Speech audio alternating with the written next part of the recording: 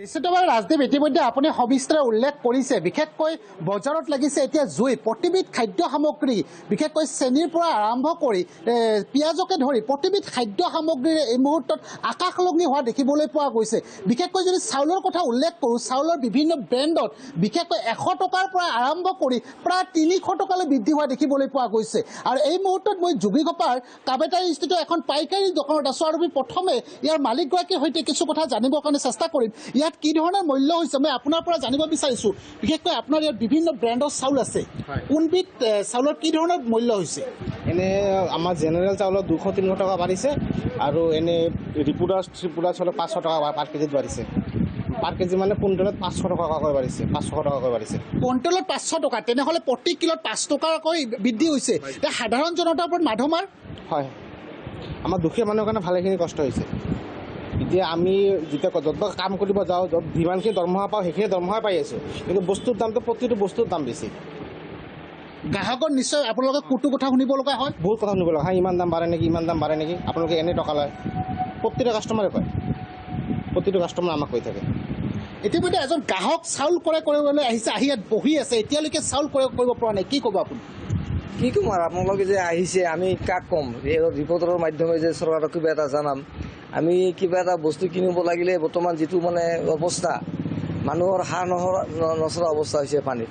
মূল্য বৃদ্ধিয়ে কি বস্তু কিনিম? এতিয়া চাউল দালি যিকোনো বস্তু কিনিব যাওঁ তাত ডাবল হৈছে।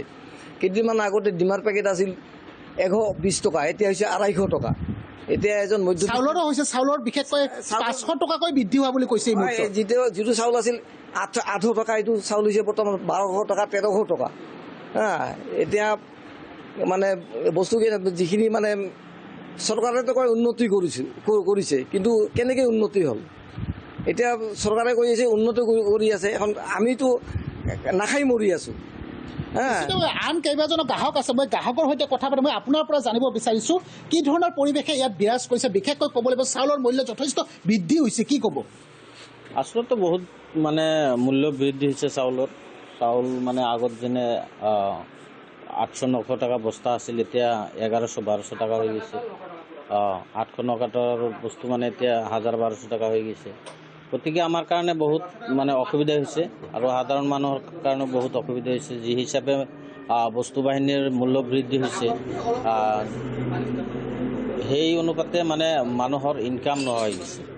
আগত মানে বিশেষকৈ ক'ব লাগিব যিবোৰে কাম কৰে, বিশেষকৈ কৰ্মচাৰীৰ পৰা আৰম্ভ কৰি যিসকল সাধাৰণ লোক, সেইসকলতো আয়তো সেই একেই স্থানতে আছে, তাৰ বিপৰীতে কিন্তু মূল্য বৃদ্ধি কিন্তু যথেষ্ট পৰিমাণে হৈছে। সেই হিচাপত বহুত হৈছে, বহুত মানে সাধাৰণ মানুহৰ মানে সেই হিচাপত কামৰ হাজিৰা কৰি 500 টকা পায়, 500 টকাত মানে বজাৰ কৰিব আহিলে সেই বজাৰ কৰিব মানে পইচা নোহোৱা হৈ যায়।